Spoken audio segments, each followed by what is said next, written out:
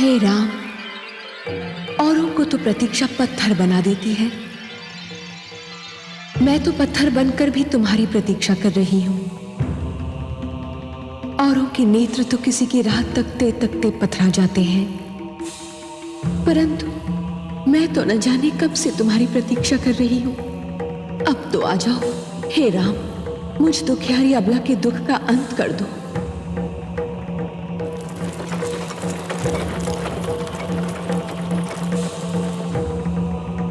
धन्य है वायु का ये झोंका जो मुझ तक तुम्हारे कमल चरणों की धूल की सुगंध लाया है।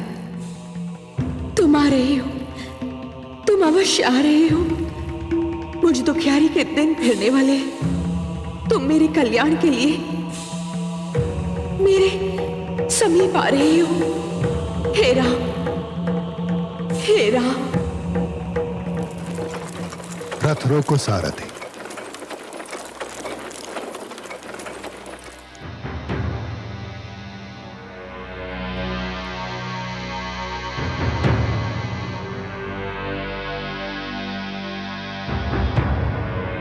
आज हम यहीं विश्राम करेंगे।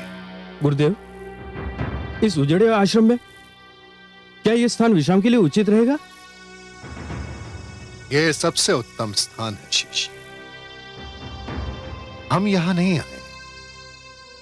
यह उजड़ा हुआ आश्रम स्वयं हमें यहां खींच लाया है। हे राम, हे राम, हे राम, हे राम, हे राम, हे राम,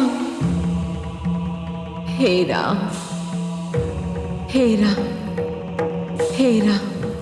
ये मुझे कौन पुकार रहा है गुरुदेव? तुम्हें ये पुकार रही है शिष्य।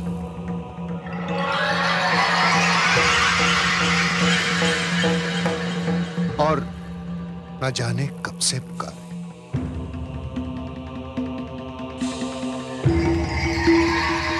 किंतु ये तो पाषाण की प्रतिमा है गुरुदेव।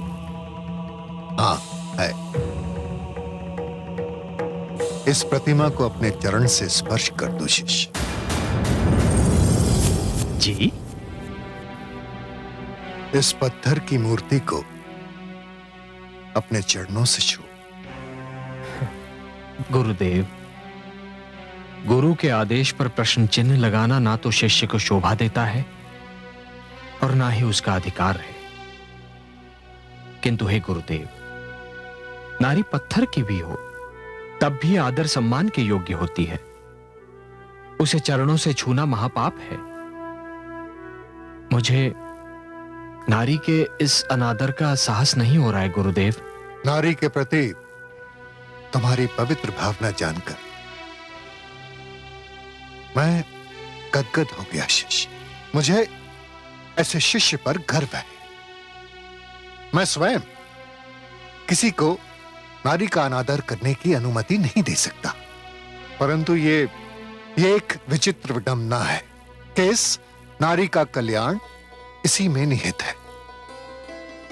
इसे अपने पैरों से छूकर तुम इसका अनादर नहीं, इसका उद्धार करोगे पुत्र। कौन है ये देवी? ये दुखियारी अबला ऋषि गौतम की पत्नी अहिल्या है। मेरा अपराध होकर भी न जाने कब से पत्थर बन जाने का दंड भोग रही है।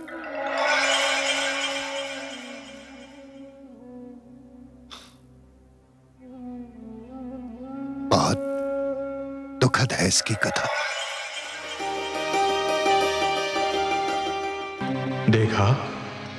देखा आपने चंद्रदेव, कितनी सुंदर नारी है अहिल्या। किंतु देवराज, आप चाहते क्या हैं?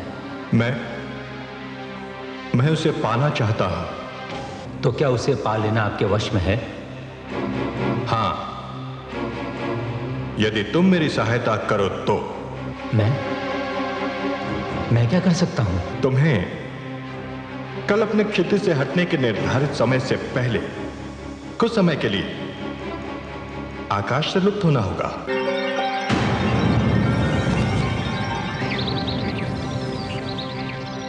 ये क्या? भोर हो गई और आज मेरी आंख नहीं खुल पाई।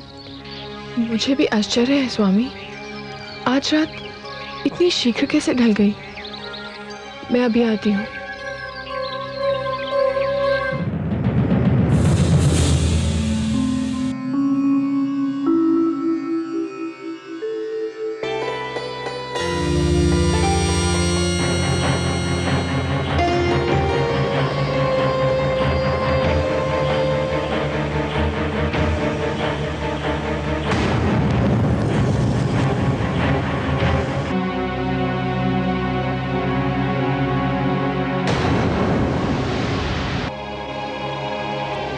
स्वामी बताइए ना, आप इतना शीघ्र क्यों लौट आए?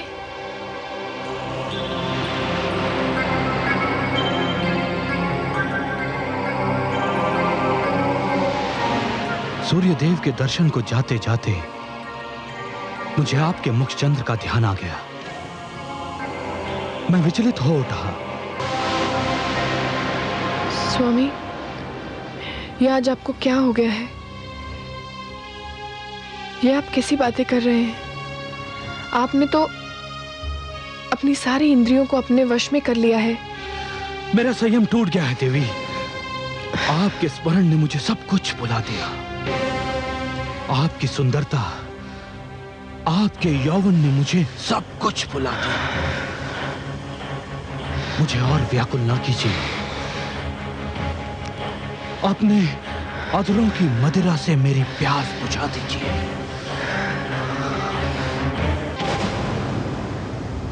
अरे ये क्या, चंद्रदेव? परंतु ये चंद्रदेव कहां लुप्त हो गए थे? अभी तो सूर्योदय में विलंब है। मुझे आश्रम लौट जाना चाहिए।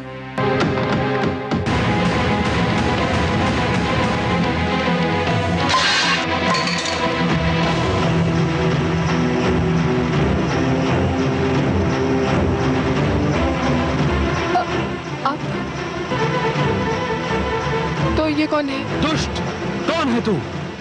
अपना वास्तविक रूप दिखा मुझे। तो ये तू है इंद्र? जा, मैं तुझे शाप देता हूं कि जिस वास्ता ने तुझे ये पाप करने पर विवश किया था, तू आज के उपरांत उसके योग्य ही नहीं रहेगा। दूर हो जा मेरे सामने से, दूर हो जा। मुझे क्षमा कर दीजिए स्वामी। क्षमा कदापि नहीं। तेरा शरीर अपवित्र हो चुका है, तेरी आत्मा अपवित्र हो चुकी है। जा, मैं तुझे शाप देता हूं, इसी क्षण तू पत्थर बन जा।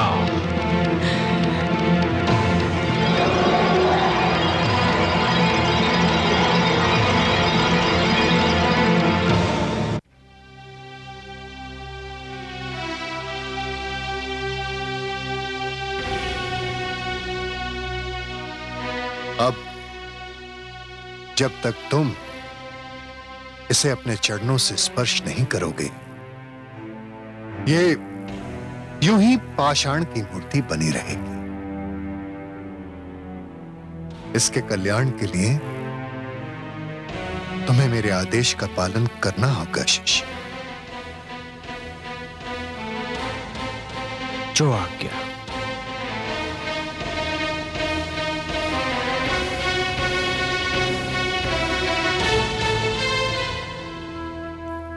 देवी, मेरे लिए नारी हर रूप में माता समान है। मैं आपको अपने चरणों से स्पर्श करने की धृष्टता करने जा रहा हूं, क्षमा कीजिएगा।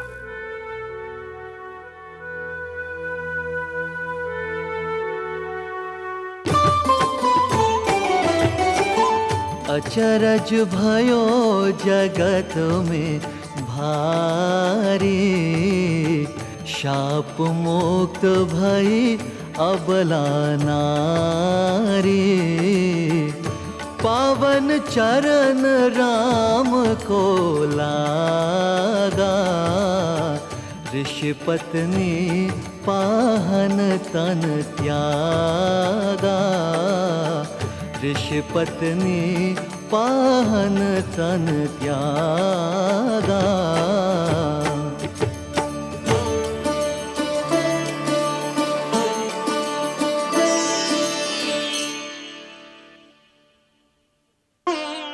हे दुखी जनों का दुख मिटाने वाले राम, हे संकट के मारों का संकट मिटाने वाले राम, हे दुखियारों को तारने वाले राम, हे पापियों का उद्धार करने वाले राम, इस अबला को शाप से मुक्ति दिलाकर आपने जो इस पर उपकार किया है उसके लिए आपको कोटि कोटि धन्यवाद।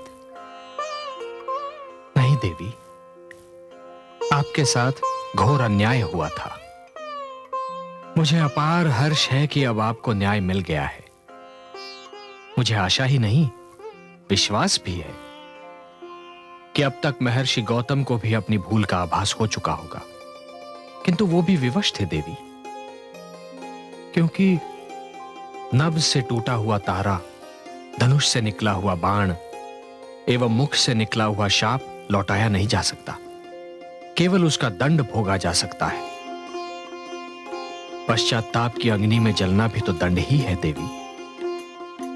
महर्षि अब तक उस अग्नि में जल चुके होंगे। गुरुवर, यदि इस उजाड़ स्थान पर मुझे लाने का यही उद्देश्य था तो वो पूरा हुआ। अब हमें यहां से प्रस्थान करना चाहिए। ऋषि श्रेष्ठ,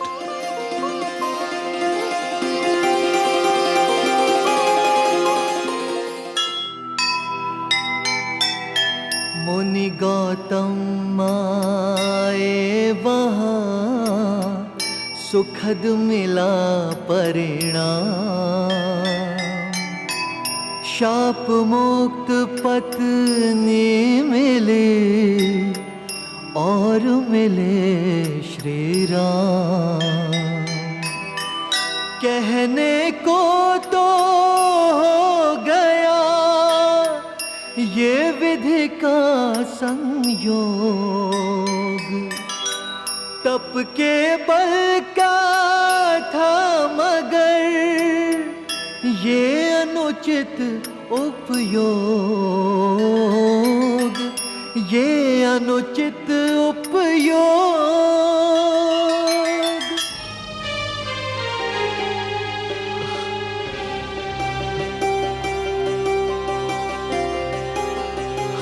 महर्षि,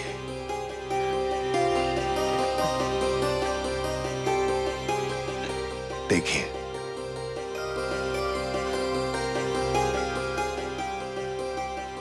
प्रणाम गुरुदेव।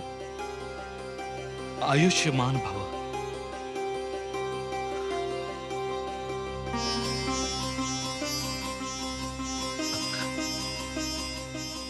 सदा विजयी भव।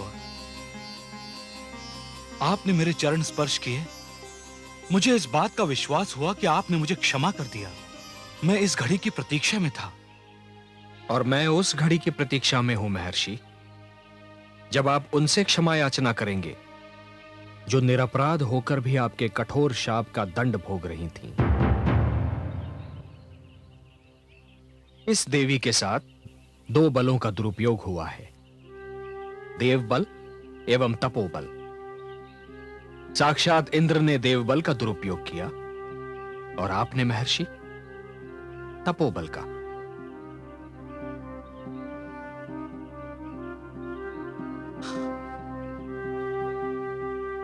देवी, मेरे शाप ने आपको पत्थर बना दिया, परंतु विश्वास कीजिए, इस शाप ने केवल आपको नहीं, स्वयं मुझे भी दंडित कर दिया था।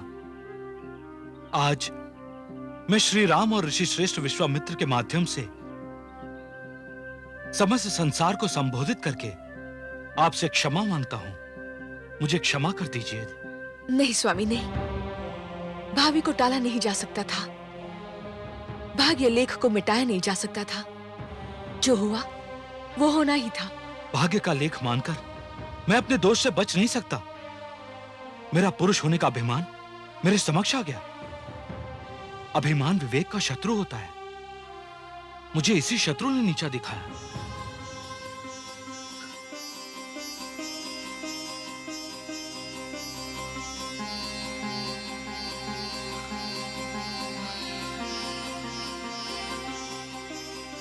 ऋषिवर, संध्या वंदन कर ले, फिर हम भोजन करेंगे। आप सबको कुछ दिन हमारे आश्रम में ही रहना होगा, यही मेरी विनती है। हम जनकपुर जा रहे हैं महर्षि, और हमें वहां शीघ्र पहुंचना है। ऋषिवर, वहां तो हमारा पुत्र शतानंद कुलगुरु है। उसी ने राजकुमारी सीता को शिक्षा भी दी है। वहां जाएं तो हमारे पुत्र से अवश्य मिलें और उसे मेरे शाप के अंत का समाचार अवश्य दें। अवश्य देवी। यशस्वी भव।